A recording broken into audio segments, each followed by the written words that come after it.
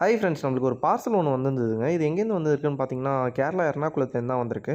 So கப்பிகார்டு அக்வாட்டிக்ஸ்ன்னு சொல்லிட்டு ஒரு Instagram page இருக்குது. அவங்க வந்து வெரைட்டி கப்பீஸ்லாம் வந்து சேல் பண்ணிட்டுருக்காங்க. அவங்ககிட்ட ப்ரீடிங் கேஜ் அவைலபிளாக இருக்குன்னு சொல்லியிருந்தாங்க. ஸோ அதனால் நம்ப 3 ப்ரீடிங் கேஜ் வாங்கியிருந்தோம். ஸோ 3 சைஸில் அவைலபிளாக இருந்ததுன்னு சொன்னாங்க. நம்ம வாங்கினது வந்து ஸ்மால் சைஸ் தான். நமக்கு இதுவே போதுமானது.